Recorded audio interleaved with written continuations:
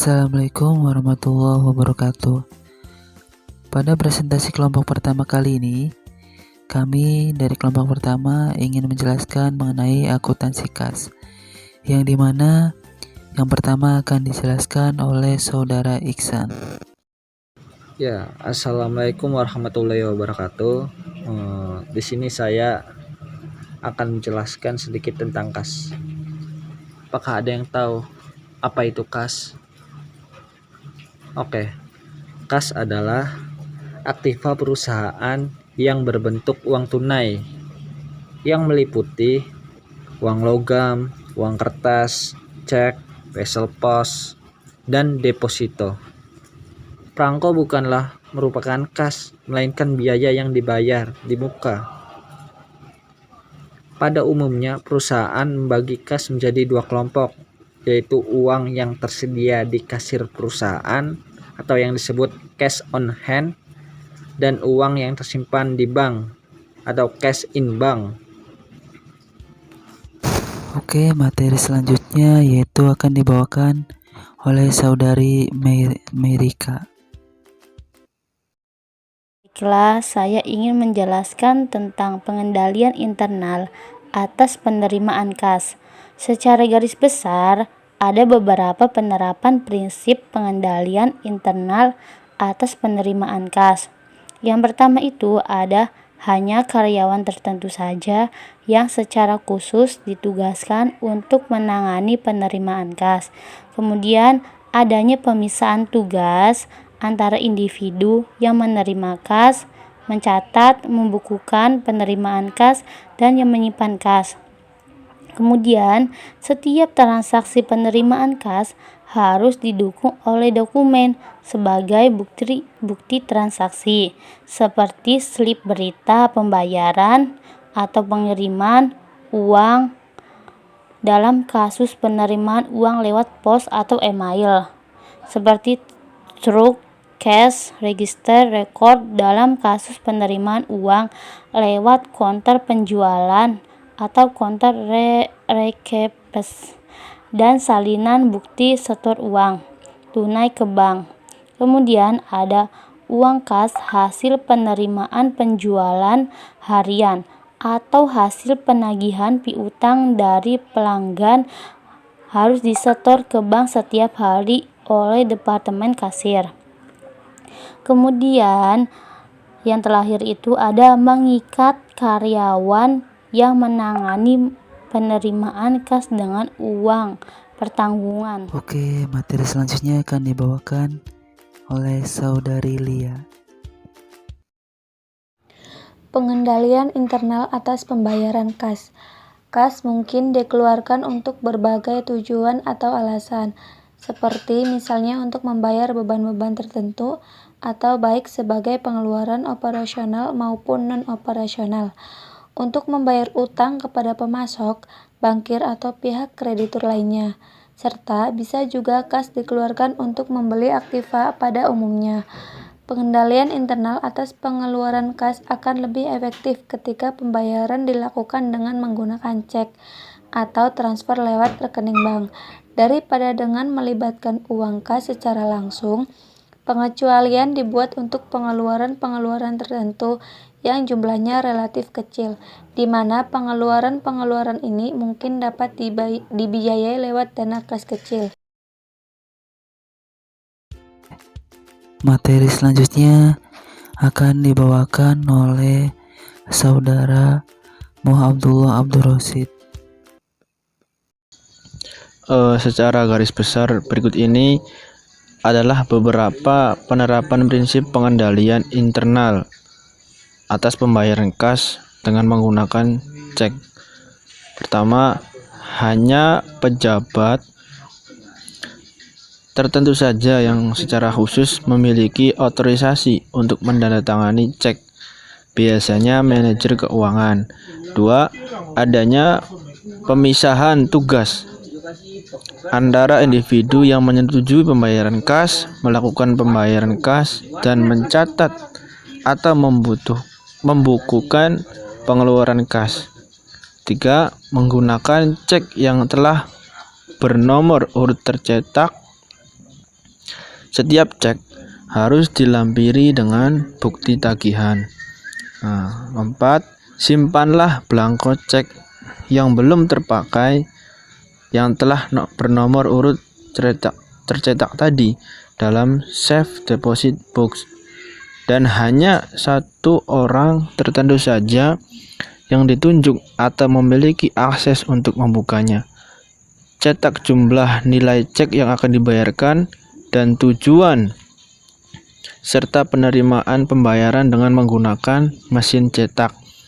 Yang kelima, dilakukan pengecekan independen atau verifikasi internal. Bandingkan antara cek dengan bukti tagihan dan cocokkanlah dengan laporan bank atau rekening koran bulanan.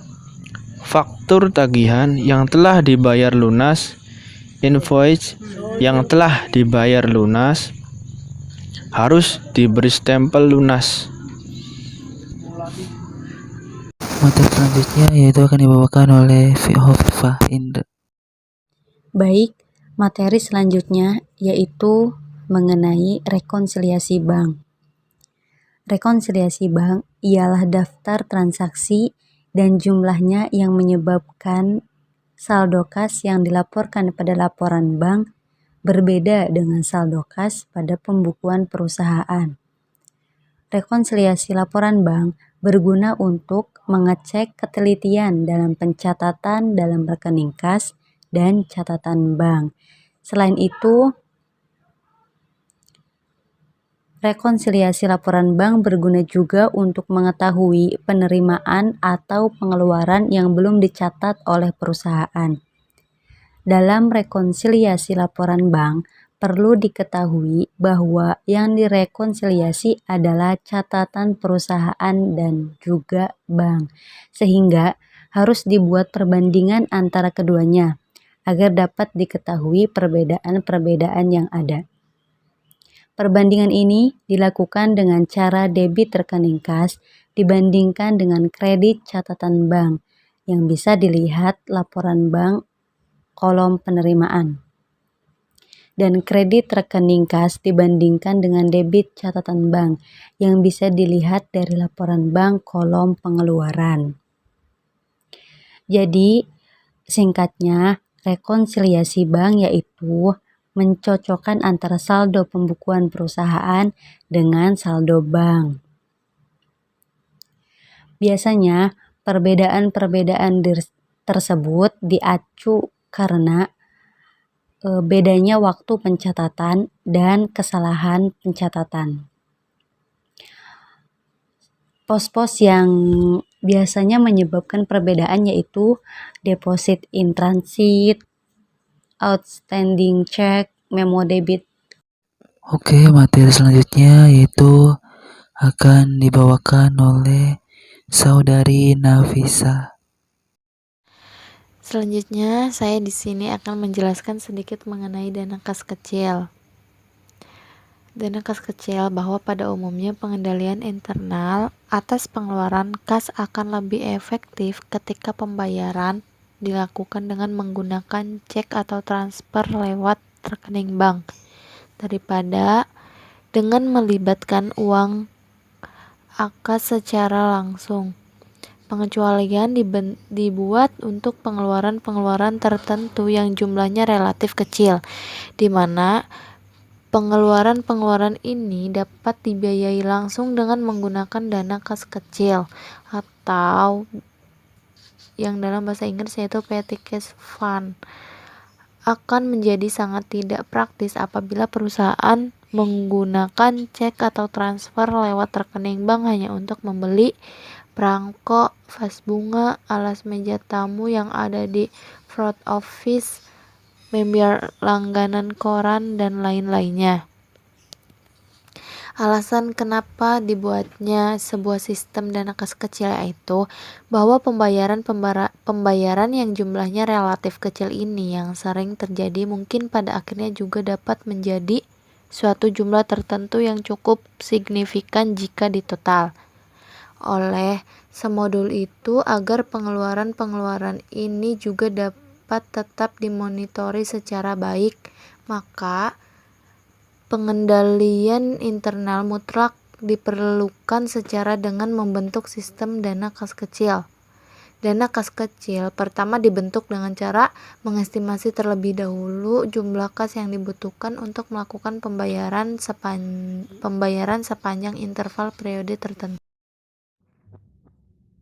Selanjutnya ada dokumen yang diperlukan dalam pengelolaan dana kas kecil. Dokumen atau bukti pemakaian kas kecil ada dua, yaitu bukti pengeluaran internal dan bukti pengeluaran eksternal. Peralatan atau dokumen yang diperlukan dalam pengelolaan dana kas kecil yaitu yang pertama, bukti kas keluar.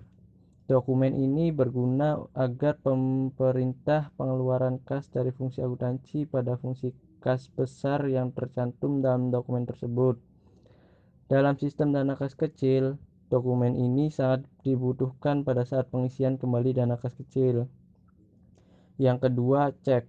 Cek adalah dokumen yang dipakai untuk memerintahkan bank melakukan pembayaran sejumlah uang kepada orang atau badan yang namanya tercantum pada cek atau pembawa cek. Pengeluaran kas kecil dan diserahkan oleh pengguna dana kas kecil kepada pemegang dana kas kecil. Yang ketiga, permintaan pengeluaran kas kecil. Dokumen ini dipakai oleh pengguna kas kecil untuk meminta sejumlah uang kepada pemegang dana kas kecil. Bagi pemegang dana kas kecil, dokumen ini berguna sebagai bukti pengeluaran.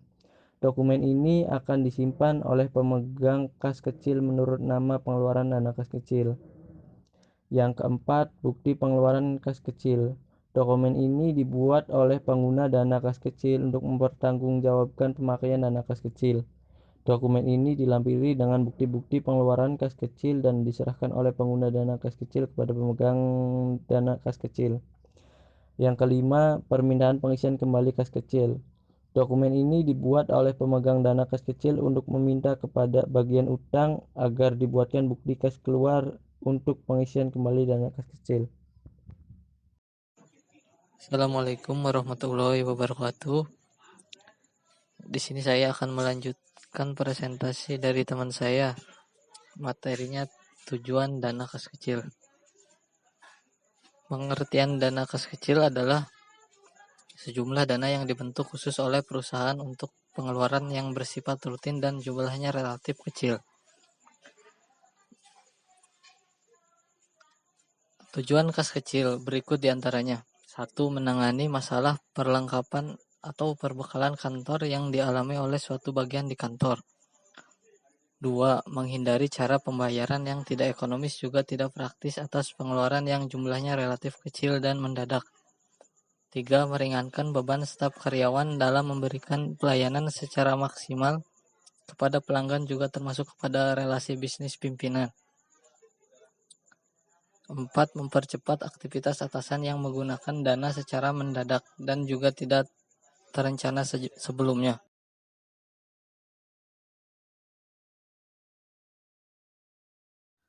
Oke, kami kelompok 1 pamit undur diri. Semoga bermanfaat. Wassalamualaikum warahmatullahi wabarakatuh.